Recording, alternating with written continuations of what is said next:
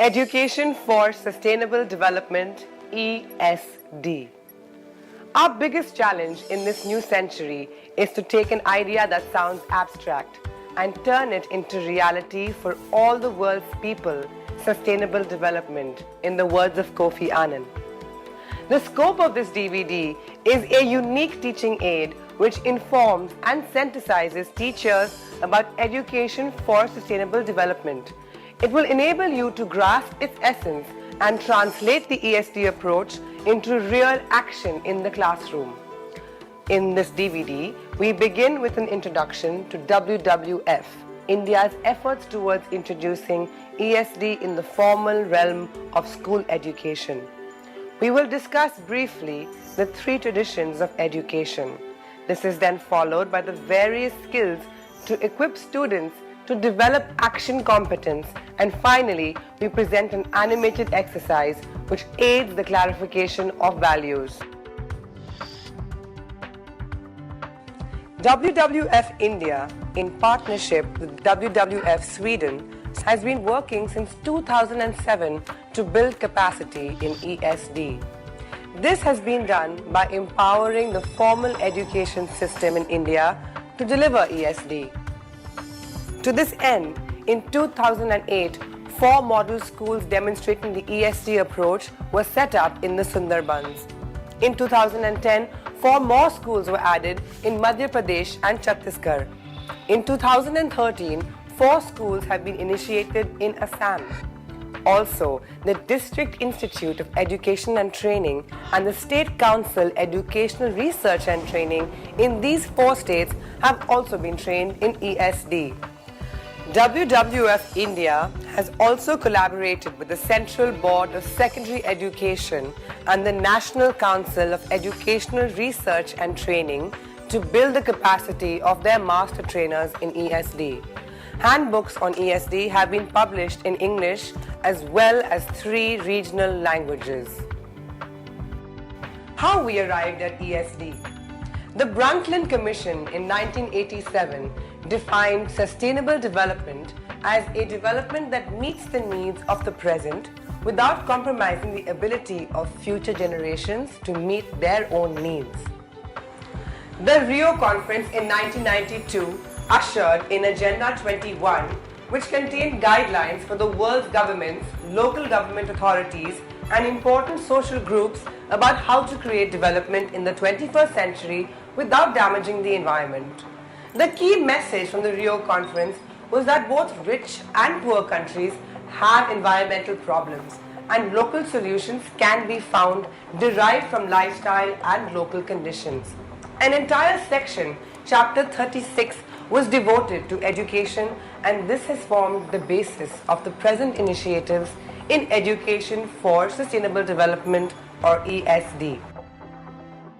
A decade later, when the world once again came together in Johannesburg for a UN summit on sustainable development, it was reaffirmed that education is the primary agent of transformation towards sustainable development, increasing people's capacities to transform their visions for society into reality. It was decided that the period 2005 to 2014 would be a decade that would focus on education for sustainable development. ESD is hence not just environment education, it is a new approach in education that calls not only for a reorientation of policies, curriculums, teacher training, but also reorienting learning and practice in local schools, communities, and workplaces. ESD includes processes that cultivate knowledge, skills, values, and attitudes that affect the individuals, the schools, and the community's work in creating a fair and just society, economic security, ecological capacity, and democracy. The traditions of environmental education. Fact-based environmental education is based on the approach that environmental problems are questions of science or ecology. It is based on a belief that science will solve all problems in this area. It was therefore considered that environmental problems were regarded as knowledge-based problems which could be resolved by carrying out more research and supplying more information to the public. During the 1980s, a new orientation in the social debate emerged. Within this normative tradition, environmental problems were primarily a question of values. The problems were looked upon as a conflict between humans and nature. The conflict affected human values, and the environmental problems could be resolved by adopting environmentally friendly values. Today, increasing uncertainty on environmental issues have fostered differing opinions and debates which have deviated from the normative tradition. Today, environmental problems may be considered as political issues which should be dealt with democratically. This pluralistic approach encompasses the opinions and values of all as being equally relevant when determining the course of action in environmental and developmental issues. The democratic debate is the essence of education for sustainable development. No single environmental ethic is prioritized in this approach. Each alternative receives critical evaluation. A new educational approach is therefore essential to equip people to work towards a sustainable future. The exercises that follow are based on the lines of the pluralistic tradition of teaching. In these exercises, students are encouraged to think and build their capacity for constructing values independently. They are made up of 3 steps: independent individual thinking, discussion in a small group, and group representation. Exercises on clarification of values. In the context of ESD, value exercises are very useful, but they presuppose that the leader can create a climate of trust and openness. You can start the discussion with exercises that encourage listening and participation. An example is an exercise called Changing Circles, which encourages independent thinking and is also an excellent icebreaker. In this exercise, the students form 2 circles. Each circle moves slowly in opposite directions. The facilitator reads out any statements like, "In school, I learn important things." Politicians are responsible for sustainable development. "I do not pollute soil or water." Or even, monsoons are a pleasant time of the year. And if the students agree with the question, they stay in the circle. And if they disagree, they change the circle and also the direction in which they were moving. Do this exercise for a few minutes until you feel that the students have warmed up.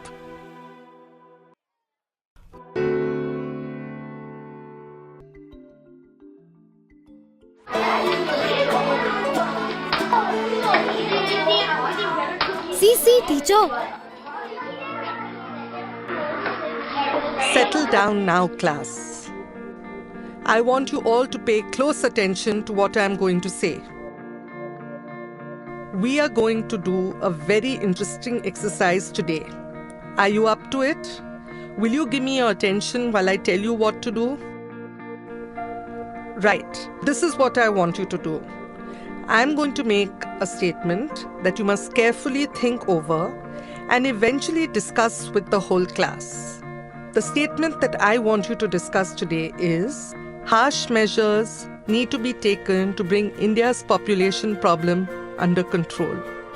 Now you may have the opinion that it is correct, or you may disagree, or you may feel 50-50 about it.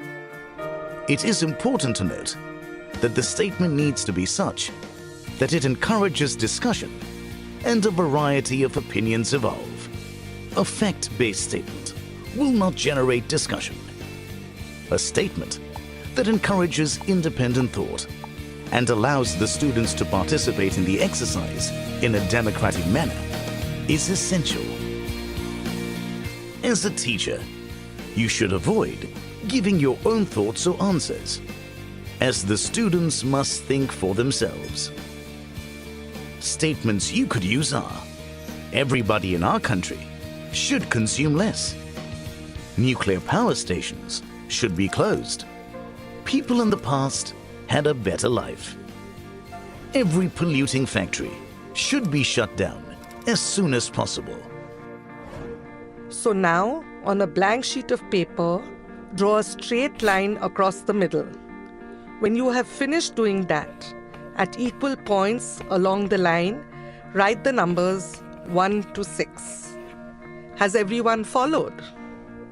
Those that agree completely with the statement that the population of our country will be in control only if the government take harsh measures will mark the number 6 along the line in your individual sheets. Those that disagree entirely will mark the number 1. And the number in between, miss? Thank you, Ketki. I'm coming to that. The numbers in between indicate that positions that are not completely for or against the statement. The teacher will only make the statement. No explanation, no discussion. Everyone has to think for themselves. The teacher must not permit any discussion, because the more dominating students might sway or influence the thought process of others. Students should be given adequate time to form their own unique opinion.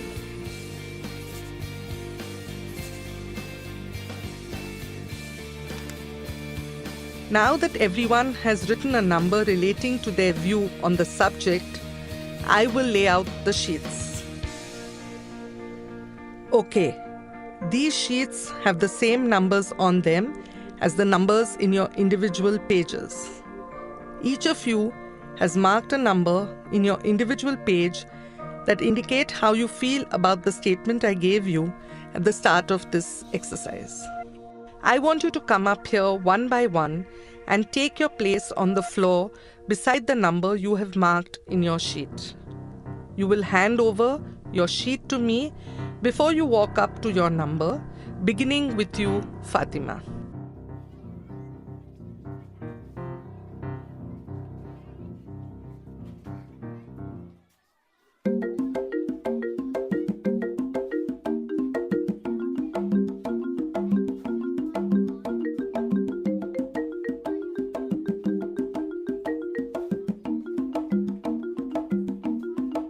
Mark must be right.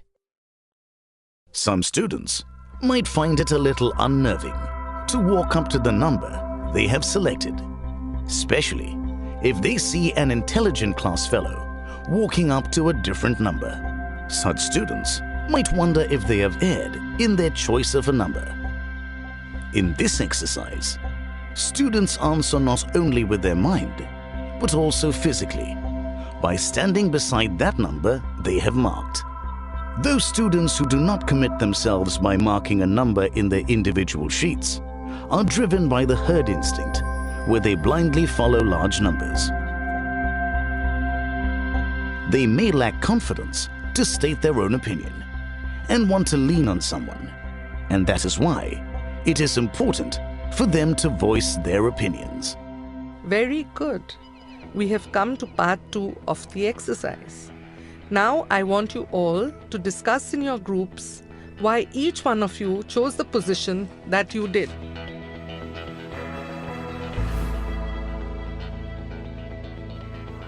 At this stage of the exercise, students will begin to compare their arguments. When students discover that their views are shared by others, it will give them confidence. New arguments may also emerge. I feel the government should not allow more than 2 children per family, and it should enforce it very strictly. Very true. In fact, in China, the number of children allowed in a family has been brought down to just 1. I know this sounds very cruel, but our government must do what the Chinese did and be merciless and threaten to confiscate the second child. Otherwise, how will our country cope? That is why it becomes so difficult for the police to keep crime in check and for our intelligence agency to arrest anti-national elements? How can they spot an accused in a million faces? I feel that the government must take an assurance from each couple before the wedding. When they register their marriage, they must take a pledge not to have more than 2 children.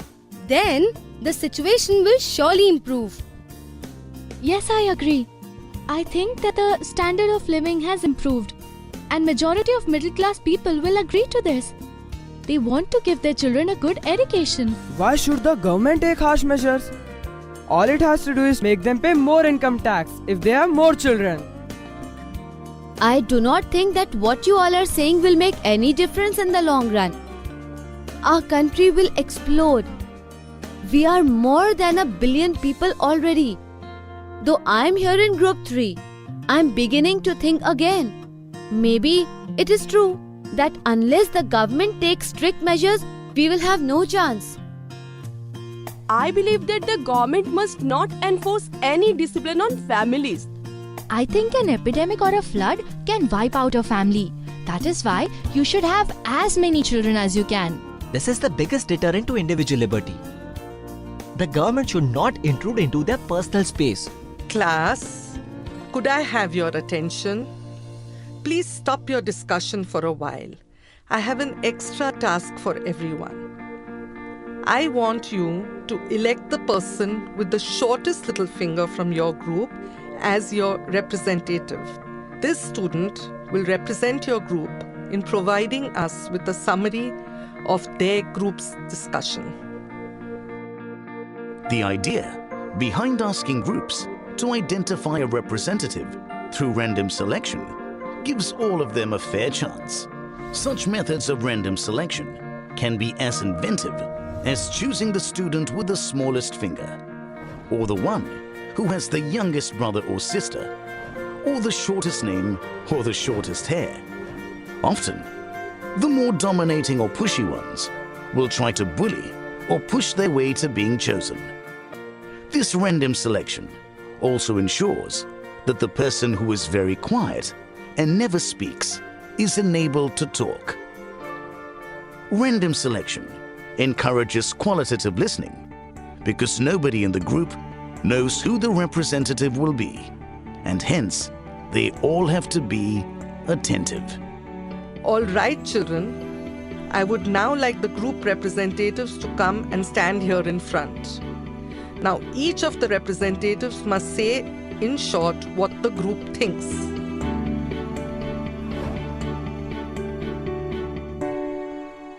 If India's population has to be brought under control, harsh methods and very strict implementation of those harsh methods is the only option that will yield immediate results.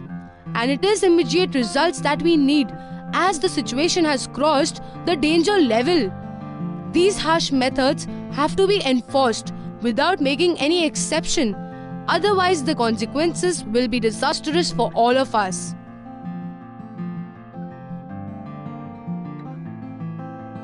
India's population certainly needs to be brought under control, and steps need to be taken immediately. Today, more people are educated. Once each couple makes a commitment, they will honor it. And in this way, the population pressure will gradually improve. We believe that the government must not interfere in the lives of people. Destiny and fate must not be changed by human. Well, now, I would like each group to try and convince the other group to align to their way of thinking. And this is your opportunity to refute and question your friends in other groups and have a healthy argument. What will happen to areas where there are no calamities, no floods or earthquakes? This is no reason not to use harsh measures to control the population. If the government does not take a stand, the population of these areas will increase in huge numbers beyond the carrying capacity of the planet. We believe in the will of God. There is more moderate approach to both of you, and that is through education. It is only when you educate everyone, even the very poor, and make them feel that it is in their hands to give a good life to their children. The government must not use harsh measures because this can cause a backlash in society. Many years ago, During the emergency, the government tried to force people to go in for sterilization. There was a very strong reaction to this. Yes, the government does not push family planning measures anymore because of the backlash of the emergency. What will our lives be like when we grow up? The population will multiply geometrically. Therefore, the government must use harsh measures now. Now you have heard each other's views. Do any of you want to change your group or point of view? Teacher, I would like to change my group. I believe that it will take too much time to educate everyone. I believe that whatever action has to be taken, it must be taken now before it is too late. I have decided that I am going to group 6. I agree that the government has to take harsh measures to control the population now. Otherwise, it will be too late.